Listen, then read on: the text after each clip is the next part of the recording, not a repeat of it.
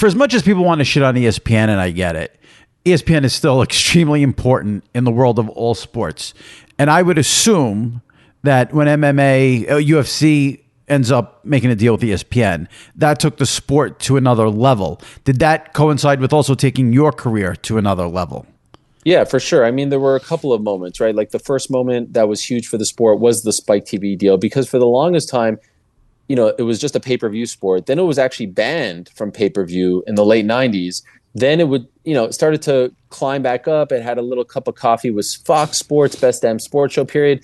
The huge milestone for them was getting on Spike. And then from Spike, they went on Fox, FS1, Fuel TV, all that stuff, and Big Fox. That was huge. And I worked for Fox for 5 years as well. And then in 2018, the UFC deal signed, and that was gigantic. And I was lucky enough to get in there on the ground floor. Now, for me, being a huge sports fan, ESPN was always the end goal. Like I used to, our family, I didn't get ESPN growing up. I got TSN. Right. And like I said, I didn't really care about hockey. So when we'd go on vacation, New York, Boston, whatever, I would sit there and watch SportsCenter on a loop. Stuart Scott, Rich Eisen, Dan Patrick, Olbermann. Like, it was just incredible to me to have this channel that covered the sports that I cared about. So yes, so when I got in 2018, I left my job to go to ESPN and get in there on the ground floor to help launch, UFC on ESPN, which for the longest time people thought would never be a reality. It was a massive deal for me. Yeah. And, there were highs, there were lows, but I'm sure you'll ask about it. No hard feelings, and I'm very happy. I don't regret the decision to go, and I don't regret the decision to leave as well. Right. Tell me about. When so before UFC and yourself were at ESPN, it was you were at Fox. UFC was at Fox. Did it need to go to ESPN though to go to another level, or do you think the popularity? Okay. Oh, massively. I mean, they always wanted to be on ESPN, and you see what ESPN has done for the UFC, especially in the last couple of years, like just little things. As you know, if an entity, just ask hockey fans, right? If an entity isn't on ESPN, if they don't have a deal with them, they're not going to cover them as much. When they are in business with the sports league, they are all in, right? And so you'll see little things like them being covered on SportsCenter. It's on the Bug. It's on the little, the little ad thingy on the thing. It's on .com a lot more. And so they're just putting it into the sort of sports ether, the cycle, to give awareness to the sport. And prior to that, they never did that. So it was huge, and it was fascinating to be there. I got there June of 2018. The deal started 2019, January 1st, 2019. To be a part of those like 6 months to the launch was a huge thing. Yeah. And the sport has grown exponentially because of ESPN, 1000%. Also, during the early days of the pandemic, it was controversial, but the UFC came back early, and there was a period there of 2-3 months where there was nothing going on, and ESPN had nothing to really cover other than depressing stuff. And here there's fights every Saturday. Right. And then there's the rise of sports gambling. All these things together, the UFC has grown so much in the last 2 years just because of that whole situation and being at the right place at the right time. So yes, it has gone. I mean, it's on a rocket ship. I would imagine UFC, like everything else, benefiting so much from the gambling. That sport, I could see UFC especially. Yeah. Now, you weren't at ESPN long. Was it strictly a money thing while you left, or were there other factors? Oh, well, I was there for 3 years, and yes, there were other factors, of course. Dana White, who, we have a long history. We used to have a tremendous relationship, and now we have a non-existent relationship. He was never happy. He tried to end the deal before it started. So when he found out that I was going, he raised the whole stink, and credit to ESPN, they never wavered, and they always had my back. As time went on, I think he complained so much about me, when in reality, there was nothing that I was doing. Like, you go and look at my coverage in 3 years there, it was all positive promotion, all that stuff. He just has this sort of personal issue with me. And he would always complain, call Jimmy Pitaro, call my boss, et cetera.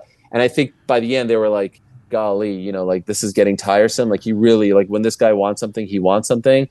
But again, to their credit, they did offer me a new deal. It was up after 3 years. And I didn't like the environment. I wasn't happy. And I kind of saw, the writing on the wall. And I just felt like I would be happier if I went elsewhere.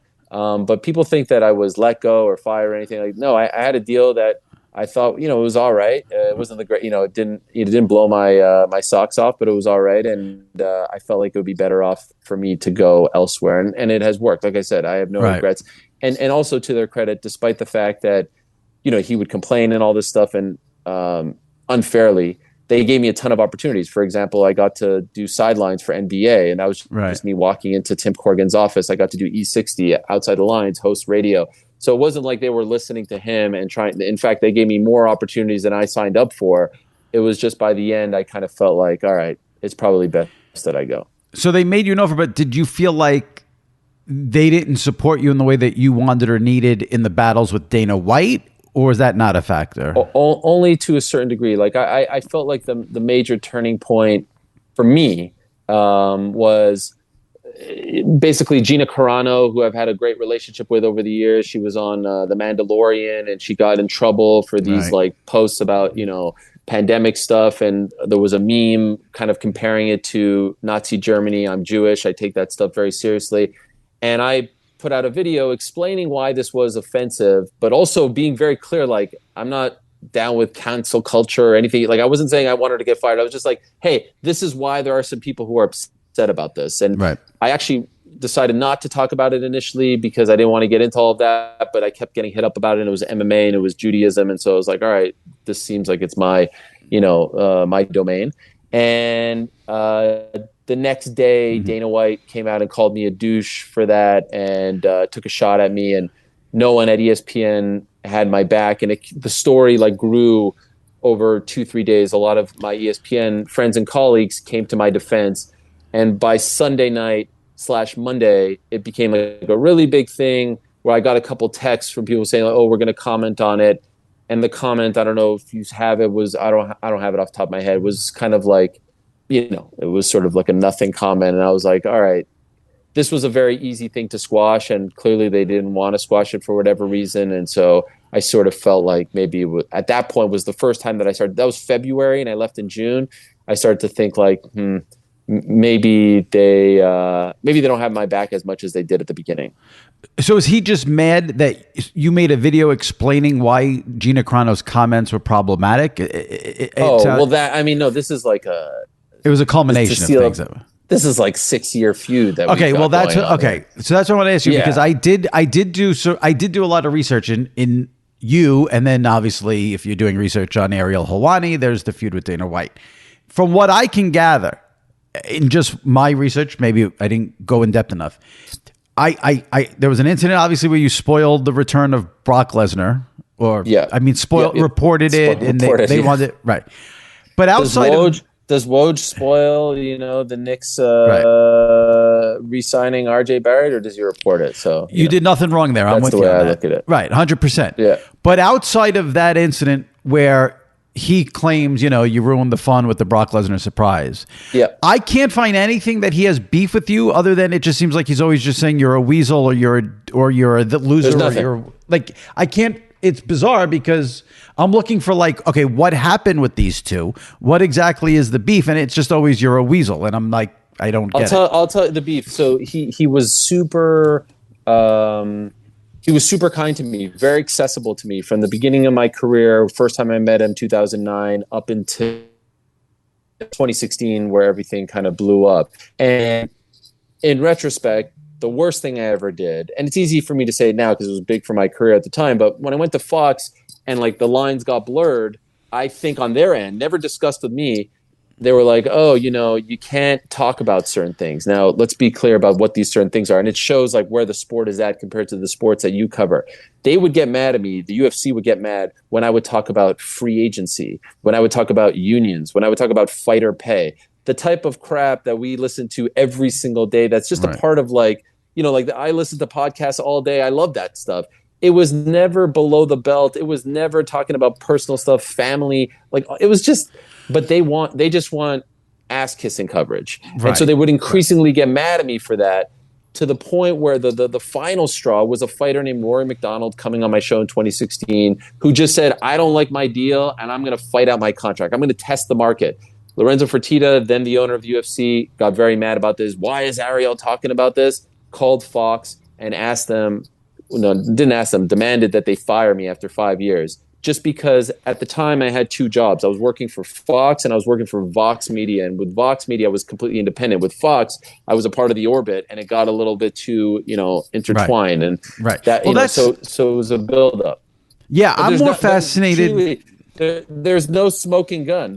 Right. It was just all me covering the sport as I like how other people cover the sport, but they want more PR, which they can Right. get in a lot of places, as opposed to just a guy talking about the good and the bad. And I would argue 95, if not more % of the stuff that I talk about is the good. This fight, that fighter, this feud, that all stuff Sure. that raises awareness for the sport. Well, again, as someone who's not in the MMA world, I always just considered you an ally for the sport.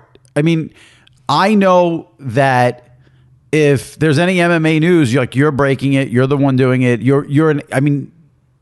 It's all positives from my standpoint. I'm not following the minutia of the day-to-day of it. But what fascinates me about what you're telling me is not really the UFC, Dana White. It's more about Fox and ESPN and having your back. I mean, I guess I'm not shocked that Fox wouldn't have your back, because I was there for a little bit and I know how they operate. They're terrified of the leagues, and I was told all the time not to write about stuff when I was there, which is part of why it was a huge mistake for me to go there. But, they hire you to cover the MMA, UFC, and then they don't want you to cover it. It's bizarre. I remember the first conversation I ever had with someone at Fox, an executive, and he sat me down out in LA, and he's like, "Look, we're going to cover this sport. We're going to do journalism here." And I was like, "Wow, this is great. I'm Mr. Newhouse. I'm Mr. Syracuse. I love this." It proved not to be the case.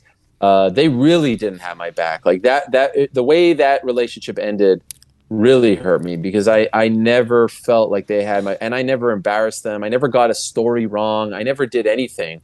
And it really, I really couldn't believe that they just rolled over. I mean, I got a 2-minute phone call when, they were calling me to tell me that I was gone. That was it. At least at ESPN, like I know ESPN, they were on that's why, like when I was on Lebatard's show last year and people saw me, right after I left and I went off, people thought I was going off on ESPN. I wasn't. I was going off on the UFC. Right. Honestly, I really, of course, would I have loved to have had, Jimmy Pitaro come to my house and say, "You know what, Ariel, we're going to do X, Y, and Z, and we're going to pay you like Woj and Schefter, because I feel like I'm hosting this, I'm doing that, I'm doing it." Of course, who wouldn't want that? But at the end of the day, they paid me, they fulfilled the contract, they gave me opportunities that, initially weren't on the deal, like that I wanted, that I asked for. Would it have been nice? Yes, but I really don't hold any animosity. I was afraid that I would hold animosity, to be honest with you. I was afraid that I wouldn't be able to watch NBA and stuff like that, but I'm happy and proud of the time there, and at least I got to do it.